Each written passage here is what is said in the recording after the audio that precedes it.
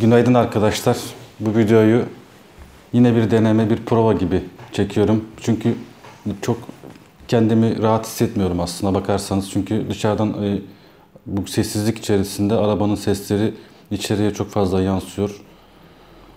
Bu da benim konsantrasyonumu bozuyor. Çünkü ben sizlere astroloji anlatmak istiyorum. Gecenin bu saatinde, bu sessizlik içinde bir bakmışsınız. Bu Şubat soğuğunda hikayelerim var. Söylemiştim. Birçok hikaye biriktirdim. Birçok masal var. Roman var. Tüm Türk Edebiyatı ve Divan Edebiyatı'nın her çeşidinden sizlere sunmak istiyorum. Astroloji buketi içerisinde. Bu dosyalar var. Kırmızı dosya var. Beyaz dosya var. Mavi, beyaz, kara dosyalar var. Bunları zaman zaman yeri geldiğinde, zamanı geldiğinde, her şeyin bir zamanı vardır hayatta. Burada dosyalar burada arkadaşlar. Artık yeri gelir kara dosya. Yeri gelir aşk. Yeri de gelir intikam, ihtiras, ızdırap, acı, keder, hüzün. Bunlar dosya önünüze gelir. Sizler de bunlardan kendinize göre bir anlamlar, bir manalar çıkarabilirsiniz. Bu dosyalardan yine bu ilk videomda sizlere bu dosyamdan mavi bir dosya, bu dosya bir Koç burcu varmış zamanın birinde. Zamanın birinde bir Koç burcu varmış. Etrafına bir avcı gözüyle bakarmış. Koç burçları arkadaşlar avcı insanlardır. Avlanan insanlardır. Etçil insanlardır. Yerler, bakar, seçici insanlardır aynı zamanda. Seçerler. Bakar etrafına. Öyle sizin tahmin ettiğiniz gibi bakıp en zayıfını seçmez. Nerede görülmüş? En güçlüsünü seçer. En iyisini seçer. En zenginini seçer. Seçerken kendisini bilir. Kendisinin farkında olan bir burçtur. Kendisinin o kadar farkındadır ki kendisinin insanların kendisini nasıl kaldırdığını, nasıl çektiğini merak eder durur. Bunu bilir. Kendi zorluğunu bilir. Kendi zorluğunu bildiği için kendisini çekebilecek, kaldırabilecek insanlar olsun ister kendi hayatına ve o insanları kendi hayatına katmak ister. Kendisinin ne kadar zor olduğunu bildiği için insanların da kendisinin idare ettiğini düşünür ve kendisinin de idare etme düşüncesi, felsefesi inanılmaz derecede gelişmiştir.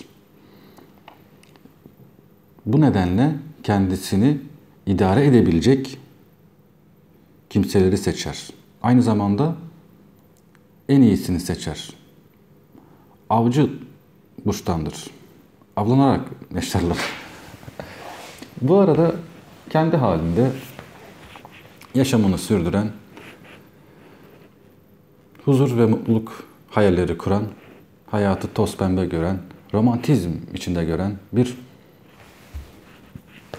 Yengeç burcu vardır. Şüpheciliğini zeka olarak görür. En şüpheci burçtur. Şüpheyle yaşar. Bir insanın şüpheci olması gerektiğini düşünür ve kimseye güvenmez ve şüpheci olmayı bir zeka olarak kendisinde görür. Bunun bir hastalık olduğunu bilmez. Zaten ne biliyorlar ki? Ama şüpheyle insanlara yaklaşırlar. Kendi halinde, kendine güvenerek, huzurlu, mutlu bir hayat kurma düşüncesiyle hayaller kurarlar. Gün olur, Koç burcu avcı burçtur. Bakar. Koçlar kendi sözünü dinleyen, muhlis, kendi halinde. Çünkü kendisi zordur. Kendisi zor olduğu için kendisini hayat boyu çekebilecek birilerini arar. Ve maalesef bulur. Yengeç burcu kendine güvenir. Şüphecidir, kimseye güvenmez. İlgi bekler. Hep ilgi. Kendi kafasında kurmuştur. Nasıl bir hayat felsefesi, düşüncesi olması gerektiğini kafasında kendince kurmuştur. Der ki kendi kendisine, küçücük beyniyle yengeçler şunu söylerler kendilerine. Derler ki,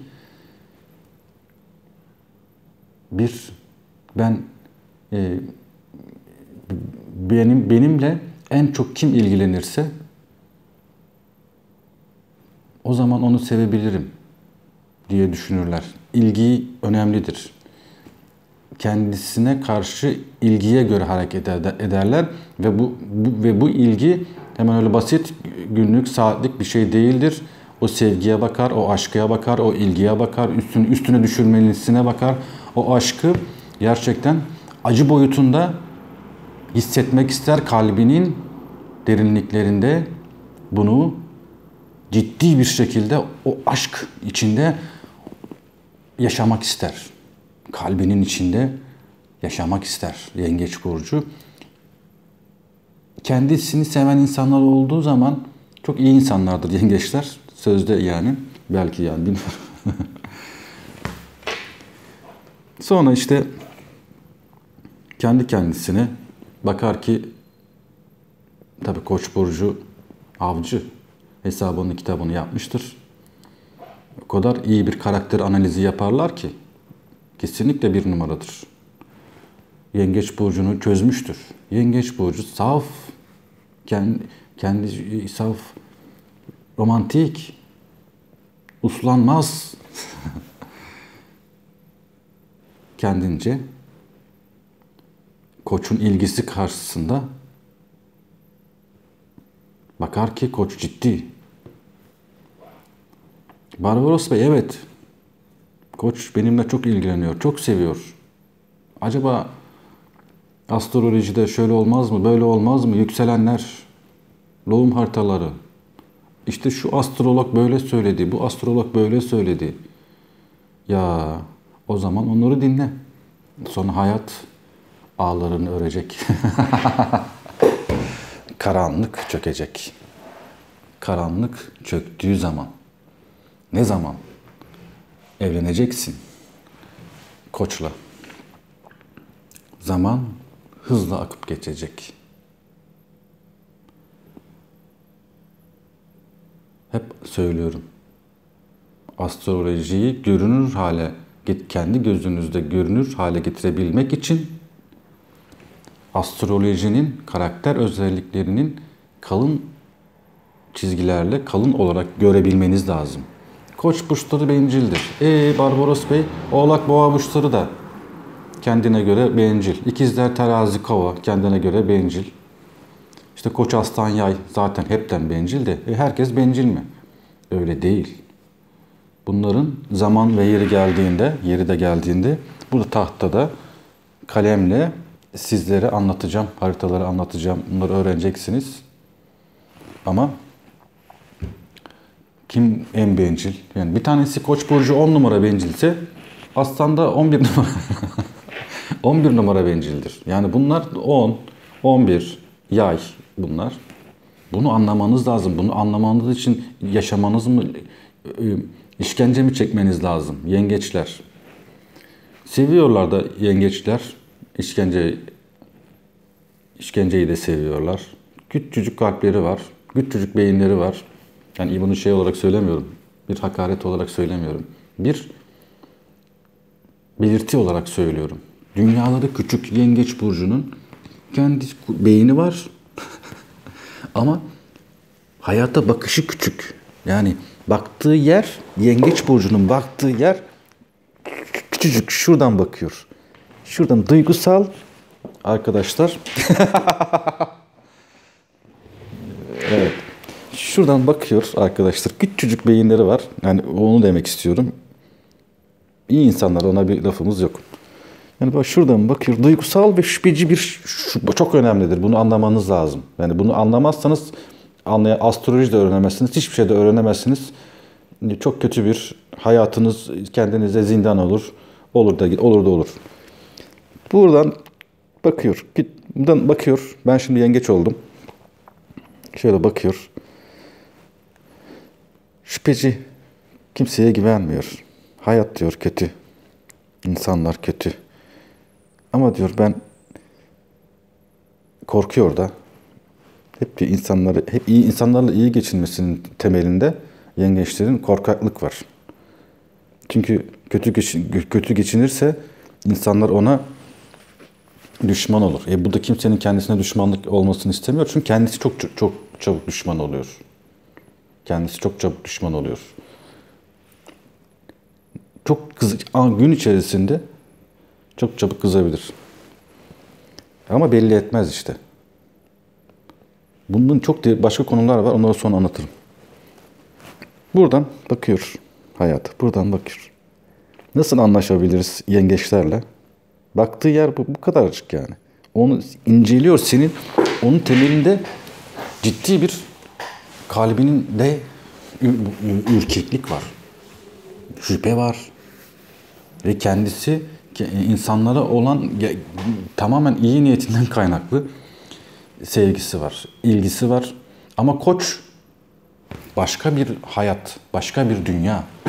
Mantıklı, zeki, buradan bakmıyor, duygusal bakmıyor.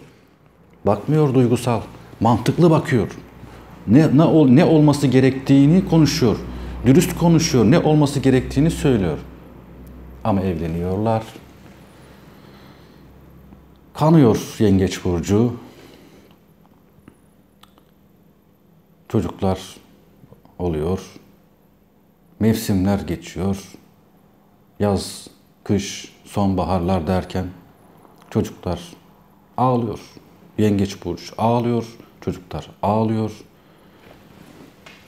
1 Şubat soğuğuydu. Yıllar önceydi. Sonra şiir oluyor Yengeç burcu, şarkı oluyor. Olur tabii.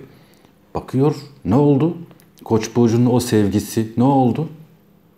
O ilgisi ne oldu? İçine gücüne bakıyor, hayatına bakıyor. Çocukların geçmişiyle uğraşıyor. Seninle mi ilgilensin? Her gün seninle mi ilgilensin? Neyin var? Ne oldu? Yengeç burcunun duygusal olarak gün içerisinde iniyor çıkıyor. Bir insan bir gün içerisinde 20 kere duygusal olarak inip çıkabilir mi? Duygusal olarak. Nasıl anlaşabiliriz? Ben hayatımı, beynimi çıkarıp sana mı vereyim? Ne yapayım yani? İşime gücüme bakmayayım mı? Kitap yazmayayım mı? Video çekmeyeyim mi? Ne yapayım? Seninle mi ilgileneyim sürekli? Nasılsın bugün, nasılsın? Bugün iyiyim. 2 saat sonra 2 saat sonra belli değil. Ne oldu 2 saat sonra? Başım ağrıyor. Acaba psikolojim mi bozuldu? Anneme bir şey mi oldu? Rüya gördüm. Şöyle bir şey hissettim.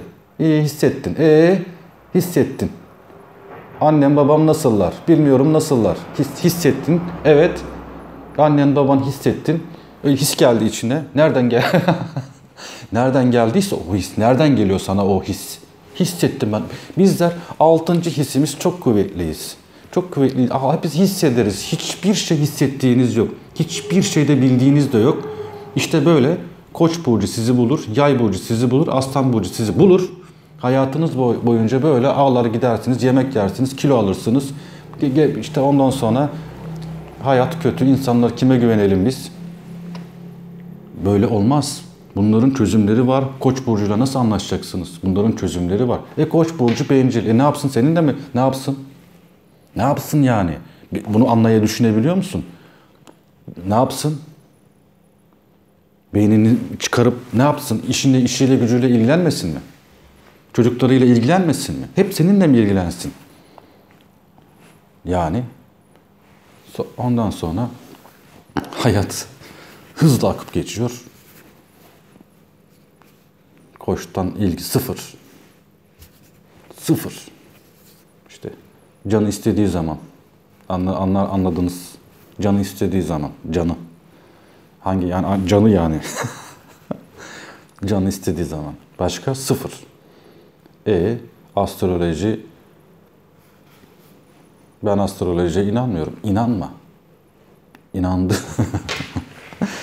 İnandığın yolda git. Sakın. Yani o zaman Barbaros Bey benim suçlamayın. İnandığın yolda git. Koç burcuyla kesinlikle mutsuz olacaksın. Kesin. Ama mutlu olmak istiyorsun. Sevdin, aşık oldun. Kendine güveniyordun. Kimseye güvenmiyordun ya. Kimseye güvenmezken nasıl oldu da Koç burcuna güvendin? Nasıl oldu? İlgi, alaka çok güzel. Şimdi ne olacak? Kalbinin karanlıklarından çıkabilecek misin? Koç burcunu böyle kabul mü edeceksin? Kendini böyle kabul mü edeceksin? Hasta mı olacaksın? Sonra eş dost üzülüyor. Duygu sömürüsü. Hayatınız duygu sömürüsü. Rol. Nasıl anlayalım sizin mutluyken, mutsuzken mutlu olduğunuzu? Biz nasıl anlayacağız? Nasıl anlayalım yani? Hayat. O zaman Barbaros Bey şöyle. Her burçla nasıl ilgilenir, nasıl yapılır bunları anlatacağım. Yani şimdi anlatmayacağım tabii. Videomda daha fazla da uzamasını istemiyorum. Konularım çok fazla konularım var.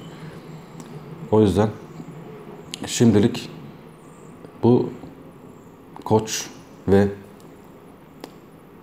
Yengeç hikayesine başka bir zamanda yine devam ederiz. Yine sorularınız olduğu zaman YouTube videolarımın altına sorularınızı yazınız. Bana deyiniz ki Barbaros Bey evet işte ikizlerle Aslan'ı anlatın ilişkisini. İşte Barbaros Bey Başak Burcu'yla Başak'tır bu arada severim. Başak Burcu'yla çünkü bana kızıyorlar. Başak Burcu'yla Boğa Burcu'nu anlatın. Veya işte Başak Burcu'yla Aslan Burcu'nu anlatın hikayesini. Hikayelerim çok. Bitmez yani. Onu söyleyebilirim. YouTube videolarımın altına. Videolarımı paylaşın. Kanalıma abone olun. Bunlar önemli konular. Böylelikle bu astroloji bilgisi yaygınlaşsın. İnsanlar kendini bilsin. Tabii. Hadlerini bilsinler. Astrolojinin de böyle bir insana faydası olur. Kendi haddini bilirsin. Haddin, hududunu, sınırını bilirsin. Sınırını bilmezsen her burcunda bir sınırı var. O burcun sınırını bilmezsen olmaz. Yani senin dediğim gibi işte Yengeç burcunun bu bakış açısı, bu kafa yapısı, sınırları belli. Koç burcunu nerede buluşacaklar? Yani bunların sınırlarını bilmek lazım. Kendini aşmayacaksın, haddini bileceksin. Yengeç burcunun neler yapıyorlar. Bir kızıyorlar. Bir intikam duyguları var. Onu sonra anlatırım. Efsanedir yani. Bir intikam alır. Bir ben bilirim. Allah bilir. Bir de kendi bilir. Öyledir yani. Çok iyi insanlar. Teşekkür ediyorum bugünlük de. Bu gece bu kadar.